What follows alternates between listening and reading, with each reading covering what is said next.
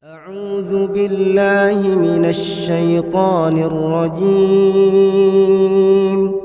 بسم الله الرحمن الرحيم.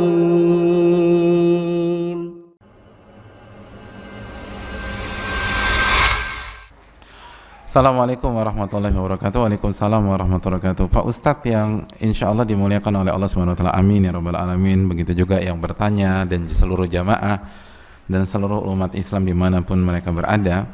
Izinkan saya bertanya bagaimana menyikapi dan menanamkan sikap sabar serta ikhlas ketika kebaikan kita selama itu pada banyak orang namun dibalas dengan sikap yang membuat kita merasa kecewa.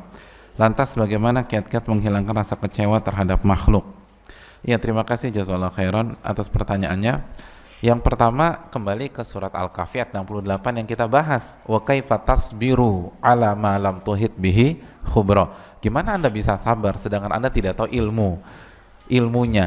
Ilmu dan sabar adalah dua sisi mata uang yang nggak bisa dipisahkan. Kalau kita mau sabar, kita harus punya ilmu. Kenapa banyak saudara-saudara kita yang soleh itu sabar padahal kena penyakit yang sangat menakutkan, penyakit-penyakit berat, dan mereka tetap sabar karena mereka punya ilmu tentang hadis innallaha idza ahabba qauman ibtalahum. Allah tuh kalau cinta kepada sebuah kaum, Allah akan uji. Karena ilmu mereka terhadap hadis itu, mereka bisa bersabar dengan taufik dari Allah. Dengan ilmu mereka, ketika mereka tahu Nabi SAW bersabda, inna maradal mu'min yudhibu khotoyah kama tudhibu an-naru khobathal hadid. Karena Nabi bersabda, rasa sakit seorang mukmin atau penyakit seorang mukmin itu akan menghilangkan dosanya sebagaimana api menghilangkan karat dari besi. Jadi ilmu itu yang membuat orang bertahan.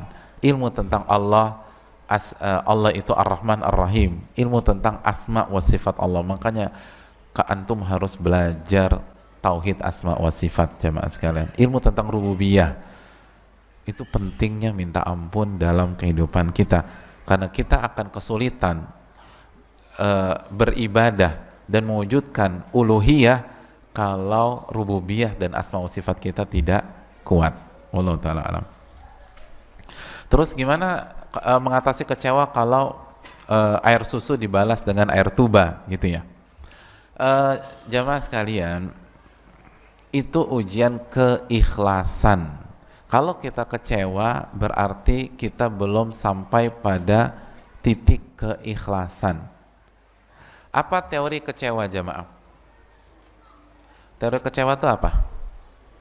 Kecewa itu saat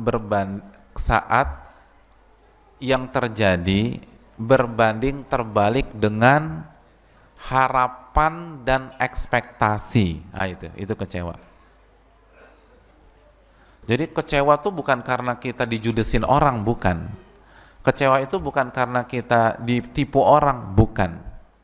Kecewa itu kalau harapan kita dan ekspektasi kita tidak terwujud, yang terjadi kebalikannya, itu baru kecewa. Saya punya teman SMA, itu ketika dia nggak lulus,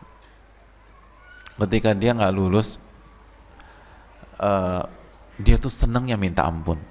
Bayangin, nggak lulus tuh. Kenapa?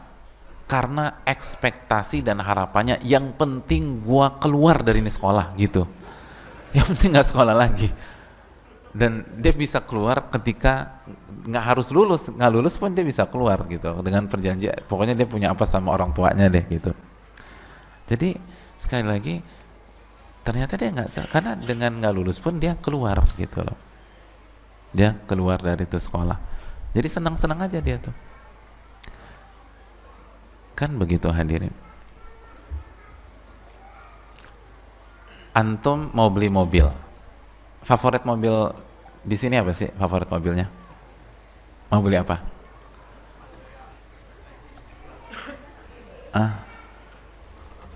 Mau beli apa?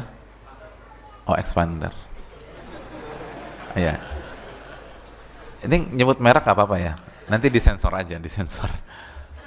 antum pergi ke dealer Mitsubishi, mau beli expander. Begitu sampai, kata orangnya, aduh mohon maaf Pak, dengan berat hati saya menyampaikan stok Pajero Sport kita kosong. Antum sedih nggak?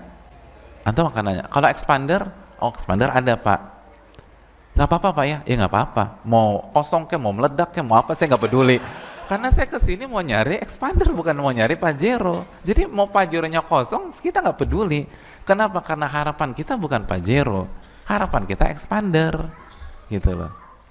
Jadi kalau harapan, niat, dan ekspektasi kita mencari ridho Allah, itu manusia jutekin, judes, jelekin kita, fitnah kita, kita nggak peduli jamaah. Orang bukan itu kok target kita.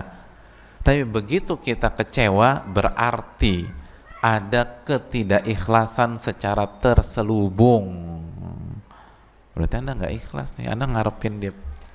Karena hanya orang-orang yang senang dipuji sama manusia, yang kecewa kalau manusia menzalimi dia. Gitu hadirin. Itu yang perlu kita camkan. Kenapa Nabi SAW nggak baperan jamaah, nggak sakit hati padahal dicaci maki? Bahkan di Taif itu malaikat udah siap ngebalikin Taif, tapi Nabi masih mengatakan jangan, karena saya berharap dari sulbi mereka lahir generasi yang mentauhidkan Allah Subhanahu wa Ta'ala. Karena dalam berdakwah yang beliau harapkan bukan pujian dan fasilitas dari manusia, yang beliau harapkan agar mereka beriman kepada Allah Subhanahu wa Ta'ala. Ini yang perlu kita camkan.